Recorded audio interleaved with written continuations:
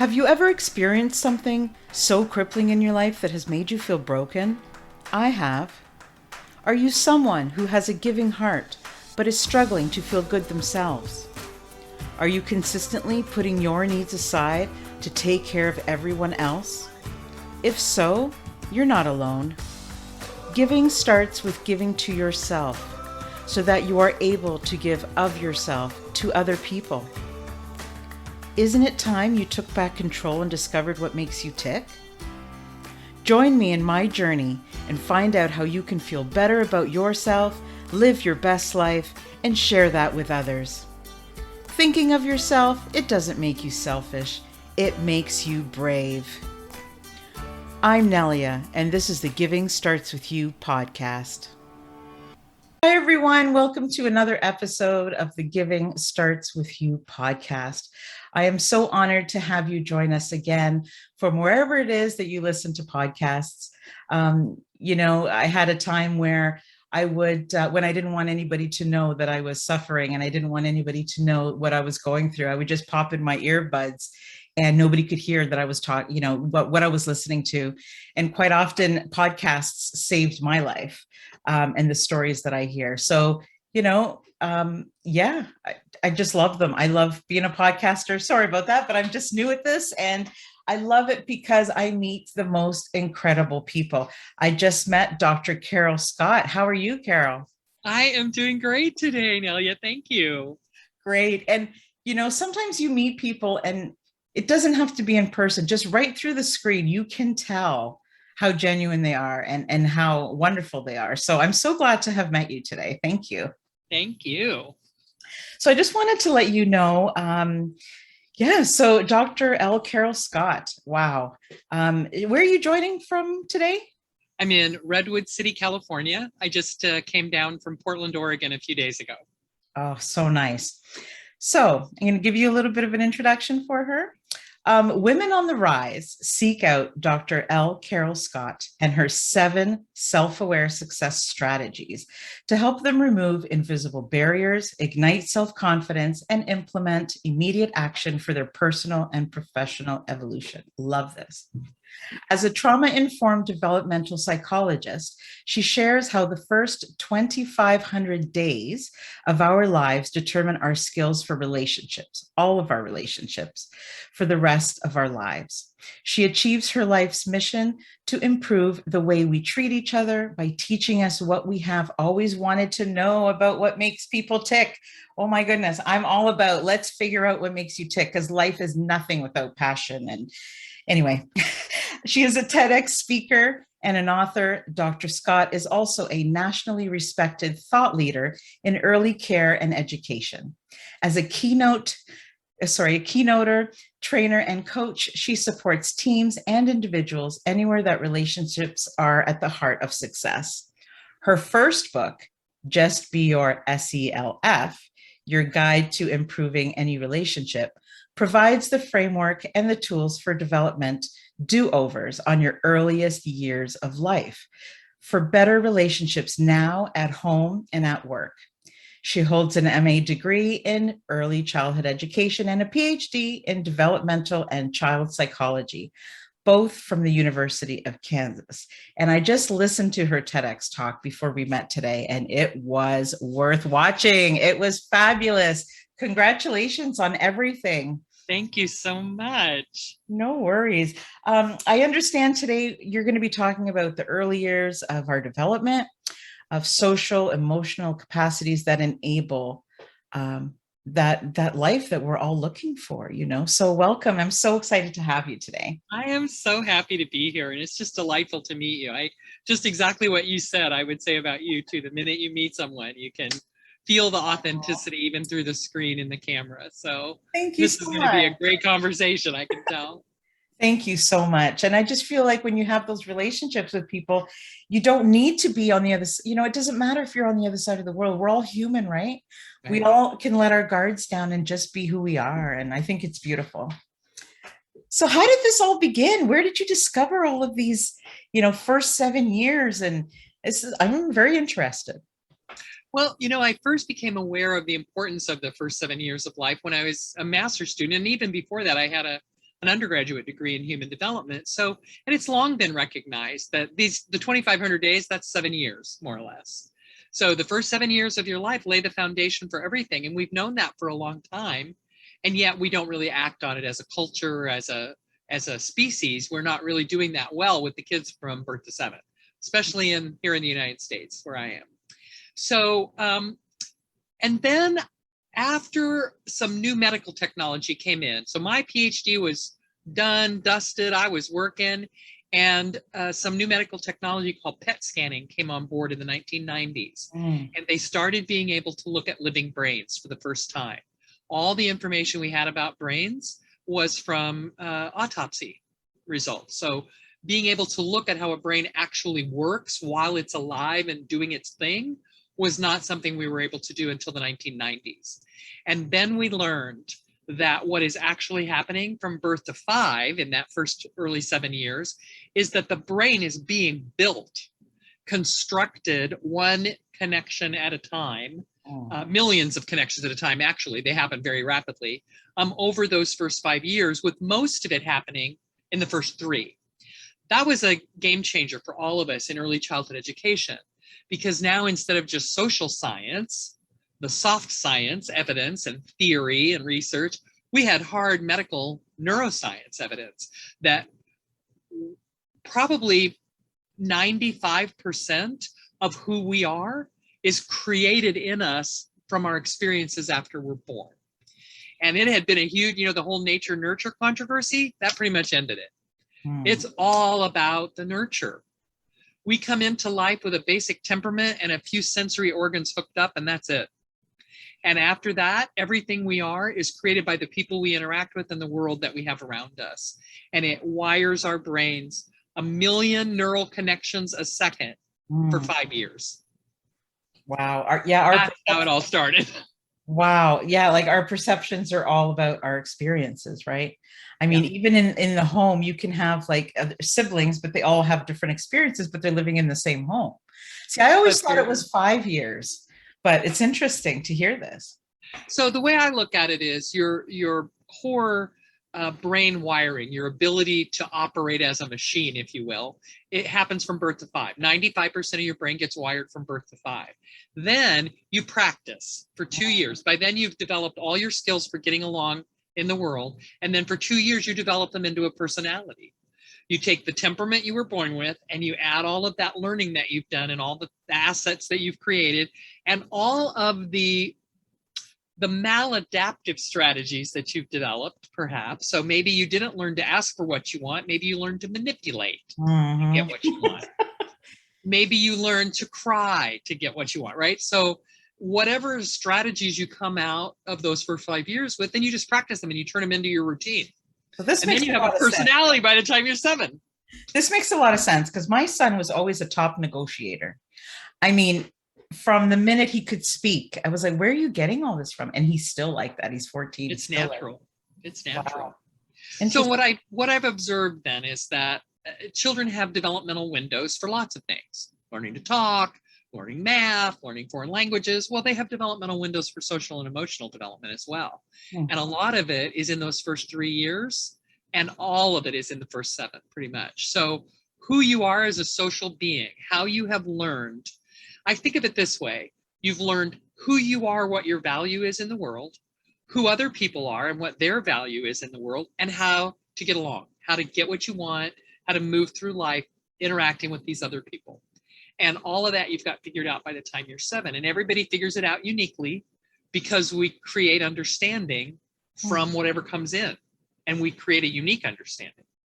That's so cool. Like, sometimes we look at kids and before they can even speak and we don't really know all the stuff that's going on behind it, and we only sort of get to know them and their personality when they are expressing themselves.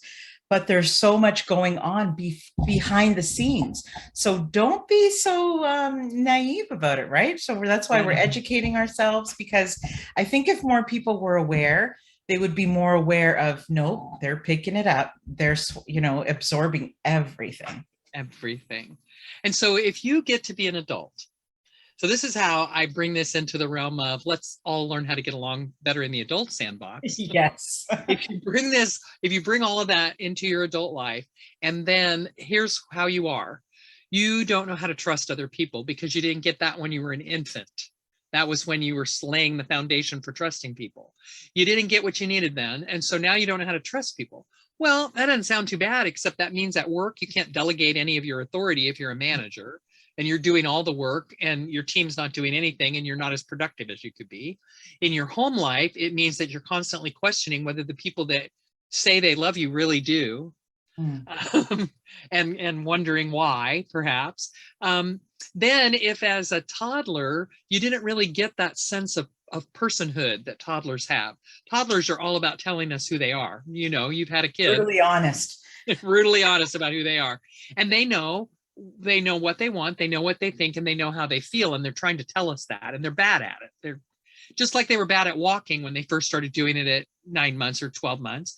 They're bad at expressing their thoughts and feelings and their sense of who they are. And so we mess with it. We tell them all the time, you shouldn't feel like that. That's not a good feeling to have. Don't think that. Don't say you hate someone. Don't do that. Don't. So they get the message over and over again, toddlers, that how they are, how they think, what they feel, you know, what they want, all of it's too much. It's wrong. It's not the right stuff. They want more than they should want. They want the wrong things. They feel too much. And it's all just because it's messy. It's new. And what we really, as adults, should be doing is helping them get better at expressing it. And instead, we kind of shape it into what we want to hear.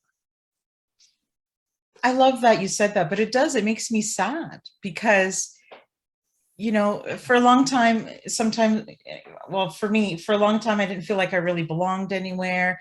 And I know I had a good upbringing, but my parents were busy. Yes. They were new immigrants to Canada. They had 2-3 jobs each. And I knew that I was taken care of, but perhaps it was more like what you're explaining, you know, trying to, I don't know. And as an adult, do you think that that's why, because you're the expert, do you think that that's why, even though we know ourselves, we always change who we are because of what other people think we are, because we're used to that? Mm-hmm. The desire to put the face to the world that fits the world that's in front of you, to be the person that those people want you to be, and then be the person that those people want you to be. That's very much about this, not getting a solid sense of self with boundaries. I feel like this over here and you feel like that over there, and that's okay. You can feel different from me. I can feel different from you. There's nothing wrong with that. I get to have the feelings I have. Yeah. And so before kids can even talk to us very well about this stuff, we're already telling them not to think the thoughts they have, not to want the things they want, and not to have the feelings they have. And so, but you get to 3 and you're like, okay, now I sort of know who I am, but I'm pretty sure it's been tweaked. And at 3, you stop worrying about how everything works and you start looking around at the rest of the world. It's like, sometimes I think that 3s literally like pick their heads up on one day and go, oh, wow, all this has been here all along too, right? Because there's so much about just the mechanics of the body and learning how to talk, walk, and all the basics. And now they're like, moves. Yeah. And they've come to this place in their brain development where they're much more aware of the world, and it's all absolutely mystical and magical. They cannot understand a single thing that is happening because they have no logic. They don't get any logic until they're about 6. And so everything that happens is just like, wow, how is this happening? And that's the age at which children really build that passion for life and that enthusiasm and joy. They have big, exciting dreams and things. This is when children will tell you that they want to grow up to be something that you know they cannot be, that they probably will never be. Like a dragon slayer or a fairy princess, you know, something like really fantastical. But they really believe that they can. And if we don't squash those dreams and we don't step on that imagination, that's the treasure. That's the success strategy that I call faith. That is the belief in things you cannot prove, no matter what you call them. So it's not necessarily spiritual or religious. It's just faith in anything, faith in things unseen. I love this so much. I once talked to a child and asked what they wanted for Christmas, and they said a magic wand so they can make their brother disappear. You bet. You know, but they were so disappointed because I could not get a magic wand that couldn't produce it. But so is this why, I'm intrigued. So is this why, you know, when children cry, most of the time, don't cry, it'll be okay, toughen up, right? And to an extent, I think, yes, we should try to make them a bit stronger, but not to the point that we are. I think they need to feel what they feel, right? Because then they learn suppression right from the beginning, and this is a problem. Yeah. I think a much healthier response from adults, which is often difficult for us to give because we didn't grow up learning how to express our feelings. So if we haven't done the work, unpacked our baggage about that, it's hard to help someone else do it. But what we would help them if we could say is something more along the lines of, I see that you're upset. I see that you're angry. I see that you're grieving. I see that you're sad. And have that feeling as much as you think you need to, and then we'll talk. Have it as much as you think you can bear, that you need to get it out, and then we'll take it from there, and we'll talk about what to do next. But they have to have an opportunity to actually feel it, because you're right, suppression starts right then. And Yeah. suppression leads to depression eventually if you don't stop it. Yeah. I know this for personally, and it's so true. But Yeah. So I totally agree with, like, I'm just shocked right now because I haven't heard anybody, I knew this, but I haven't heard anybody explain it that way. So it makes so much sense to me to connect. And even what you talked about with being an adult and being able to work in the workplace and all the things, and you wonder, where is this coming from? Why is this person more adapt to, delegating and trusting and all these things? And I think it's so great that we're having these conversations, because the more we know, education The is more self-aware we are, right? yeah. So let them cry for a bit, but also kind of, you can, as an adult, it's also, I think up to us to, when you feel that they've had enough, because sometimes children don't know when to turn it off either. And I think that that's unhealthy too, if we let them go on too long as well. So I think children have different abilities to self-regulate that emotional distress. So when kids get emotionally dysregulated, it's a nervous system thing that's happening. And some of them are really good at dialing it back and bringing it back in, responding to the tools that adults give them to calm themselves down. And some of them are not good at it. And it takes more tools, and it takes more time, and it takes more practice with them. But yeah, the whole goal that we have for our children is to learn to grow up and be self-regulated, balanced adults. And yet we don't help them learn how to self-regulate. We regulate them from the outside in. And so they don't learn how to do that from the inside out. And just to be clear, you're not saying, let them cry and not tend to them. You're saying, let's work on this together. Yep. Feel what you have to feel, because there are so many, people on both sides of this, right? Do I let them cry? Do I not let them cry? It's a big thing, like people talk about. And this is just the crying part. We haven't even gotten to the anger or anything else. I know. It's very tricky. It's very tricky to draw really clear lines around this, because everything depends so much about the interaction. And so, if your idea of letting the child cry, it means that the child isn't getting the comfort that they need from you, and they're just like sitting there crying. And the trust. That they're right. It's not going to work the same way. And so we have to have the boundaries of knowing that we're okay. We have feelings about what's happening too. Okay, so when your baby is crying, when your toddler is crying, when your 3-year-old is crying, you're having feelings about that. And you have to hold on to your feelings and regulate your feelings while you help them calm themselves down. The idea isn't just to let them cry, but to help them calm themselves. So let me hold you first and make a container around you. And then let's breathe together. I'm going to breathe really long and slowly. I'm going to regulate my emotions and slow my breath down. And that helps them learn how to do the same thing. Absolutely. And, as an adult, I know when I'm hurting, that's what I want too. Sure. And you don't realize. Yeah. And so we have that as an adult. We get to adulthood and we can't regulate ourselves, right? I mean, maybe you had to learn how to regulate yourself as an adult. I did. I didn't know how to calm myself down. Yeah. Me neither. And I think it would be so much easier if we had the tools to do this with our children or with any children than doing it. It's harder as an adult. It's harder, and it's lonelier, and it's tougher, and it takes longer, and all the things, right? And so if as an adult, I don't have the success strategy of independence, which is what I call the one for toddlers, good word for toddler, eh? Yeah. If you know a toddler, independence is their life motto.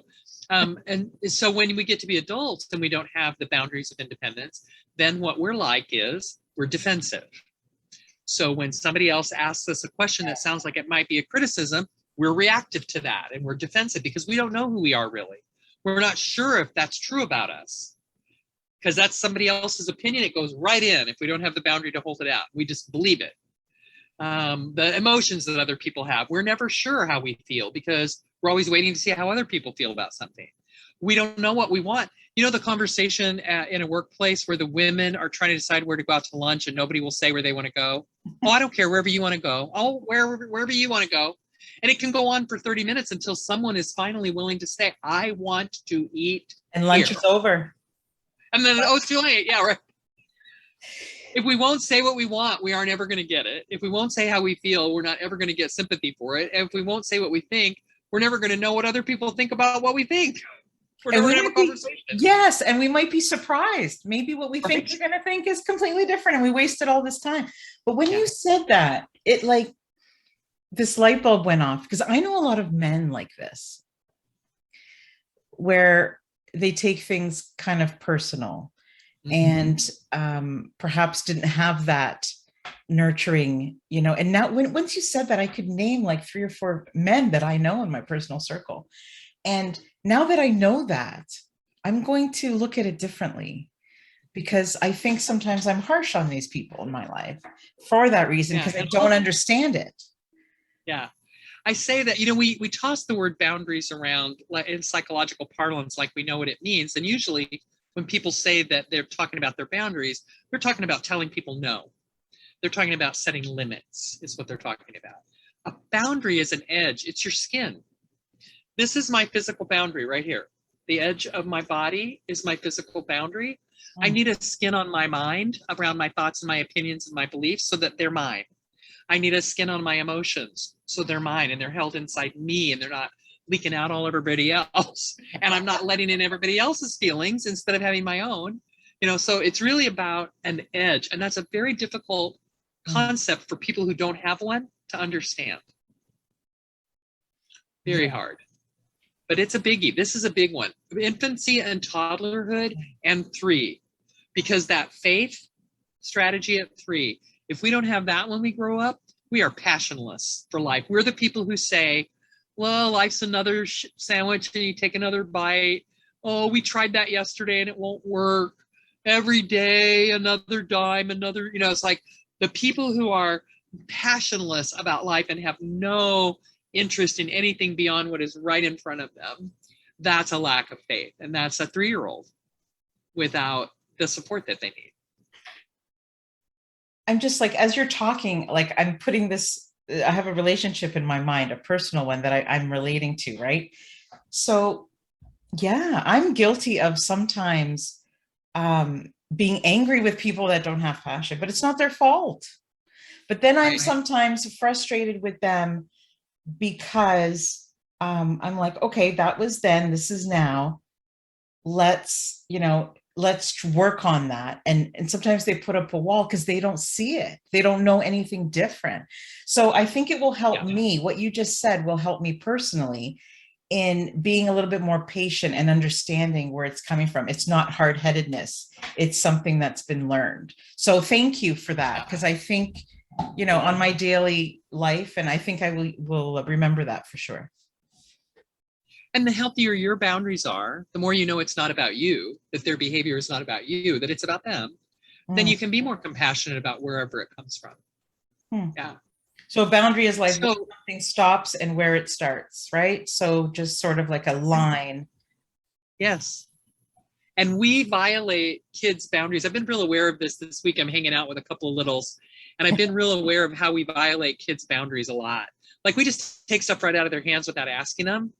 This is where boys learn not to ask for consent when they're toddlers, because we take stuff away from them, and so then they turn around and take stuff away from other people. We just we pick them up, we grab them and move them out of what they're doing to go do something else without telling them we're going to do it. We're constantly violating their body integrity without any warning. And then we do it with their thoughts and their feelings and their... I can so see that. Yeah, you see it? And you're teaching them to kind of watch their back because you don't know who's going to come up behind you and just when you don't expect it, there's no warning. Yeah. Like I wouldn't like that if somebody was like, hey, like, yeah, it's interesting. Because I think so I talk about, I'm sorry, go ahead. No, I was going to say, I think deep inside we kind of know this, but we don't really dissect it and learn about it. And you know what I mean? Like, I think we know it on the surface and kind of like put it to the side. And I think the barrier to going deeper often is if I'm going to really do something different with children, I'm going to need to do something different with myself first. Mm. I'm going to need to put my own oxygen mask on before assisting others on the airplane. You know, you don't put your child's oxygen mask on them before you put your own on when there's a crash. You put your own on first. I didn't understand that for years. Because we cannot help them. Yeah. We can't help them breathe if we can't breathe. And so this core that I've been talking about, the first 3 years of the strategy of trust, the strategy of independence, and the strategy of faith, that's the heart of who all of us is. That is what I need. I know what I need and I know how to get it. I know what I want and I know how to get it. I know how I feel and I know how to tell other people about it. I know what I think and I know how to talk about it. And I know what my passion for life is. I know what my big dreams are. And I have my enthusiasm in my back pocket. And I'm loving that people love me as I am. Like, here's the heart of me right here, these 3 things. And then starting at 4, we like go out into the world and start practicing, start figuring out how to make it work in relationships. Now I know all this stuff about myself. There's all those other people out there. They've got all that stuff about them too. How do we get along with each other? And so at 4, you learn how to negotiate. 4-year-olds are all about the rules and finding how to get the thing they want that's a little bit different from what you'd like to offer. Right. So do you want a peanut butter sandwich for lunch or tomato soup? Well, what I really want is something in the middle somewhere that's not either of those things. And 4-year-olds are all about trying to see what our container is for the choice.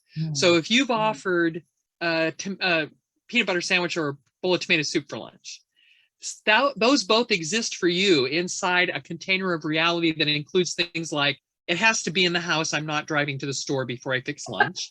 It has to be nutritious, whatever I think that means. It has to fit in with what I know is the plan for the other meals of the day, what the kid ate for breakfast, what's coming for dinner. How much time I have to prepare it. You've got this container of like boundaries. They're like rules. They're the edges of they're your limits and your agreements with the world right now, what you will do. And so the kid's trying to figure out, I'm going to shoot an arrow into that mess there and hope I hit something that they'll say yes to. And what they do over time is they learn how to shoot the arrow more and more accurately, how to make their negotiation offer more likely something you'll say yes to. What a good skill. And they come out of that end of that year with the ability to get what they want without manipulating if we help them do it. I love that so much. Isn't that great? I love 4-year-olds. They're one of my faves. Yes. And I miss that age. But, I'm going to take this opportunity to say that I think we should always give children a choice. So I always gave my child a choice. And I was always told not to by the people around me. Perfect. No, it's perfect to give children choices. You're giving them too much of a choice. They're 3, they're 4. You tell them what they're going to have. And I was so against that. And yes, that's what my son did. He would pick a 3rd thing, but then I would say, why? And more times than not, he would have a better reason than for the choices I suggested. And he's 14 now, and he still does that. And I'm like, if you can present a reason why how you came up with this and why this would be a better, punishment or better, bedtime or a better, whatever they're trying to spread their wings. I said that I'm willing to listen to it, but it's got to, you've got to back it up. Right. So that's right. Thank you for mentioning that. Cause I don't think everybody does that. I don't think people give. No, they don't. And you can really start it very young, even toddlers. You can trick toddlers because whatever the second thing you say, the last thing you say, that's what they'll pick. So you can stack the deck and tell them the thing you want them to pick, just say it last. And that's the one they'll pick because it's the last thing they can remember. That's funny. But by the time they get to 3, they want to make choices that are simple choices about their lives. Do you want to sit in this chair or that chair? you want to wear this shirt today or that shirt today? Do you want milk or water? Do you, simple things. And the trick for grown-ups is never offer more than 2 choices until the kid's like 3 or 4. Okay. And then make sure the choices you offer, you're okay with both of them. Yes. I've done that by mistake. The error most parents make is they ask the child what they want. What do you want for lunch? That's the stupidest question to ask a young child I can even imagine. Because the answer could be an entire chocolate cake, and you just opened the door for that, right? Yes. But if you say this or this, then they have to pick one until they get old enough at about 4 to start thinking of the alternatives in the middle. And then they learn to negotiate. And if they don't, then when they grow up, they are people who manipulate in the workplace. They ask you a question to set you up to say yes before they ask you for what they want. Mm-hmm. They guilt trip you about giving them what they want. When you give them the critical feedback at work, they fall into tears and dissolve into basically a tantrum.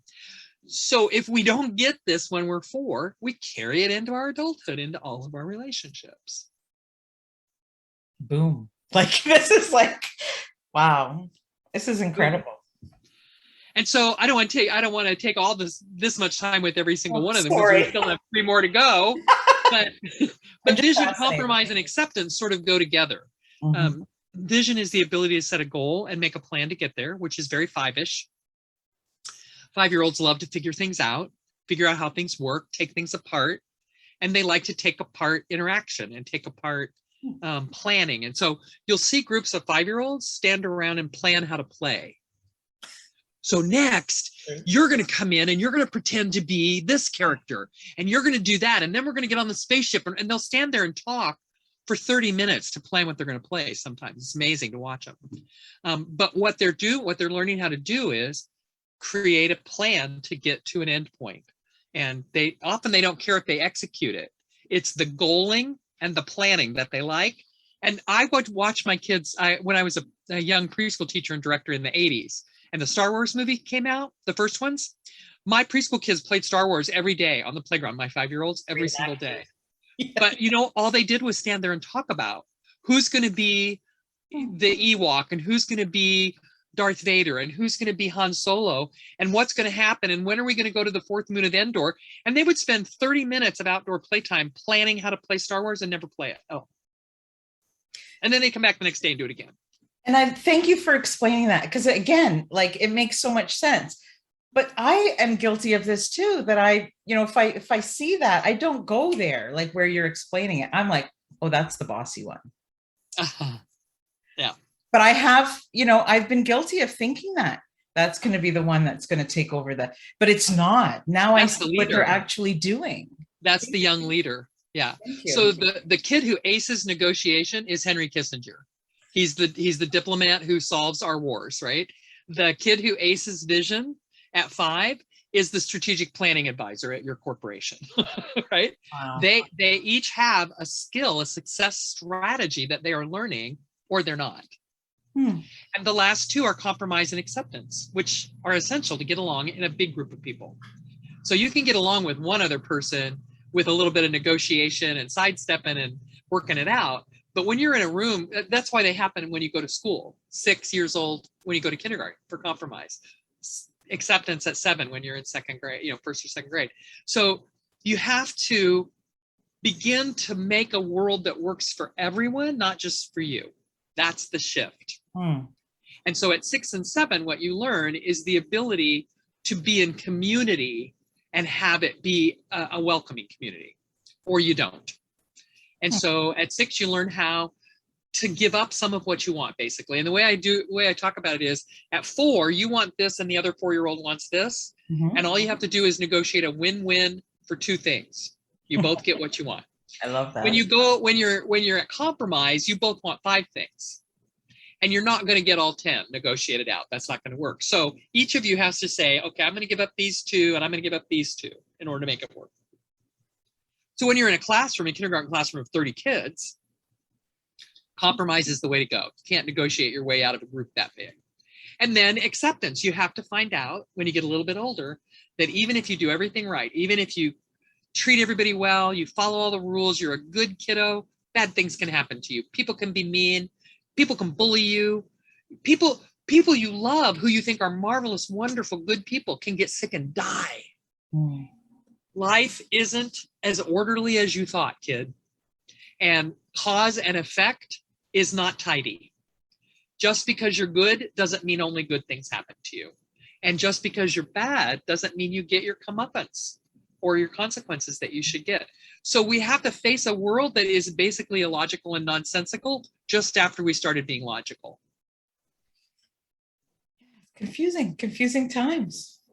And so then we get to grown-uphood without all of those, and we literally cannot get along without causing disruption and emotional chaos around us. If you come through that 7 years with basically none of that, you are who I was at 21. I grew up in a family with sexual abuse, emotional abuse, physical abuse, divorce, a parent with a mental illness, alcoholism. It's like we had so many adverse childhood experiences stacked on our heads, my siblings and I, that when I got to adulthood, I literally had no idea how to be a person at all. Mm. And I struggled with that for another 10 years before I finally went to therapy and did something about it when I was 30.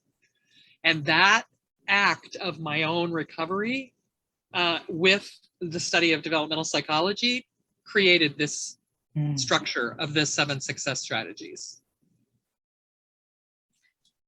This is beautiful. I'm so glad. I'm so glad you feel that way about it, because I do too. Honestly, no, it's not only interesting, but it's going to change things.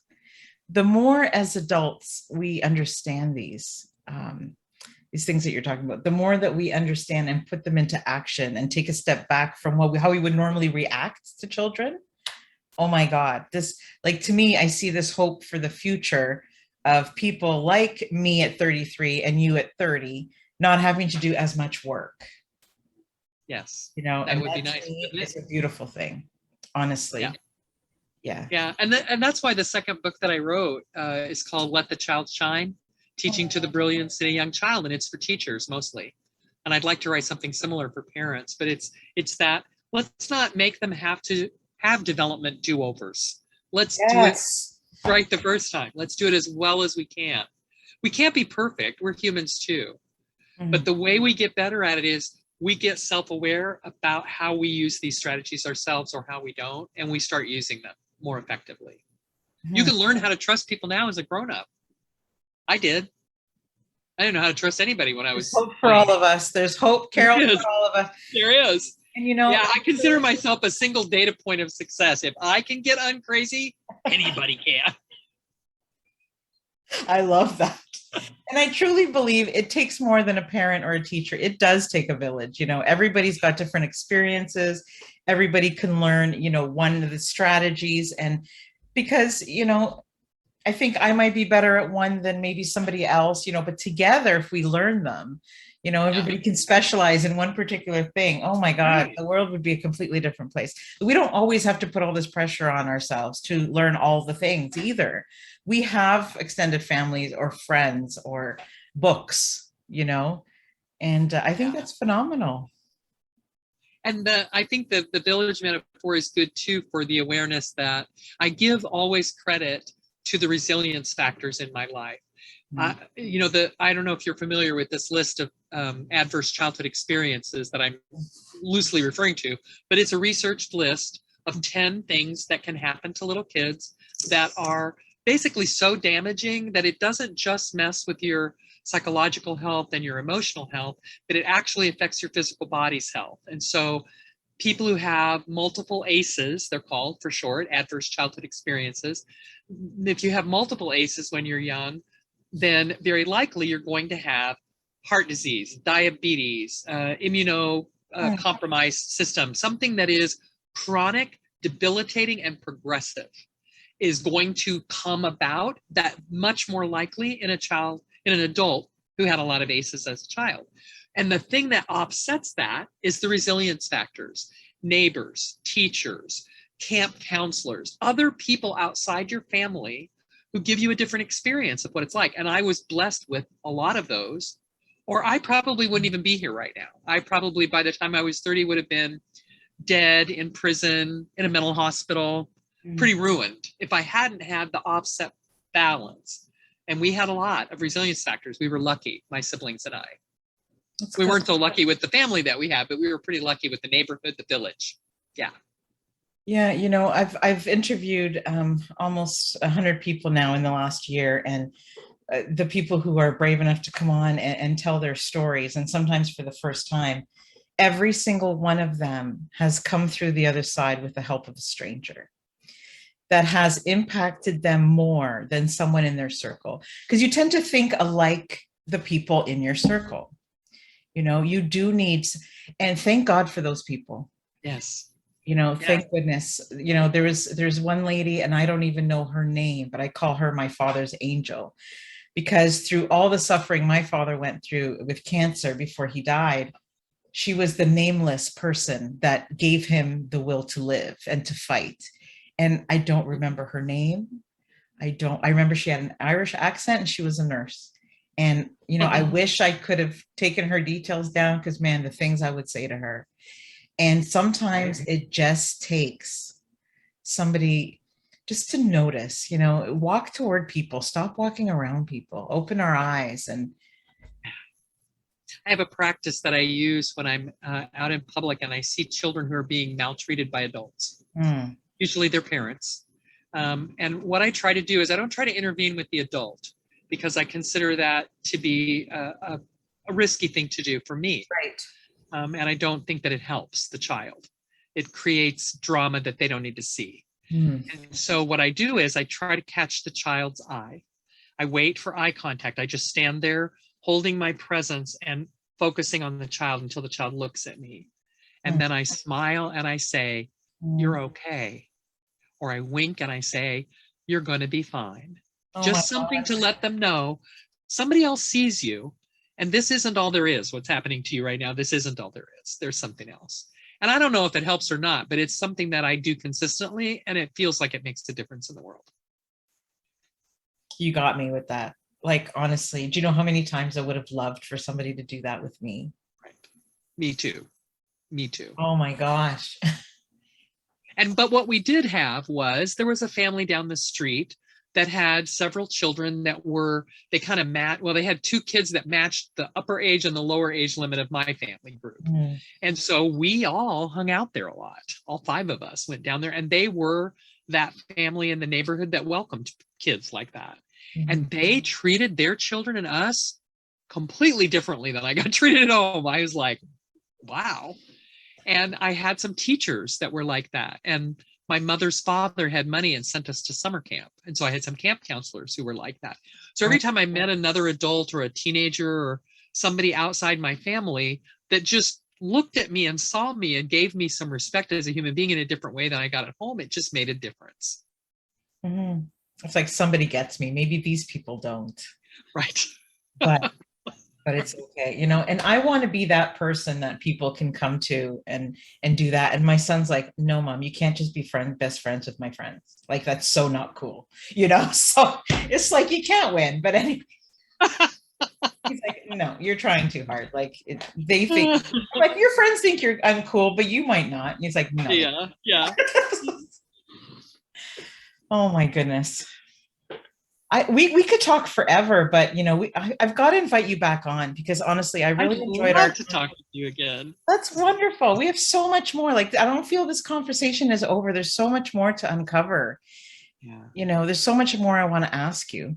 But one of the things I just want to make sure and say before we wrap up is that if you're a parent right now of a young child, don't freak out too much about this.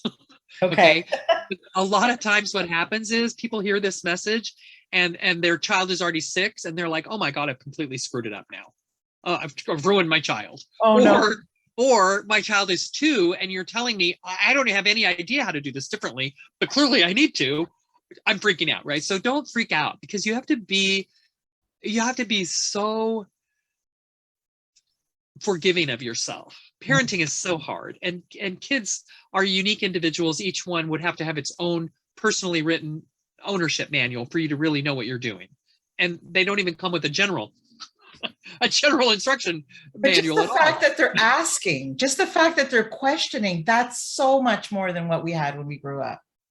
Just that is amazing. Yeah. So just know that if you're well-intentioned and you're willing to look at yourself. So the point is, don't freak out about your parenting. Look at yourself.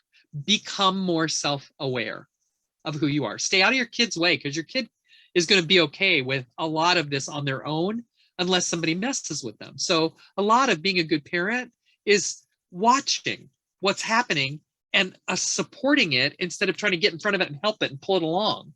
Just let the kid be. They're competent. They're born competent.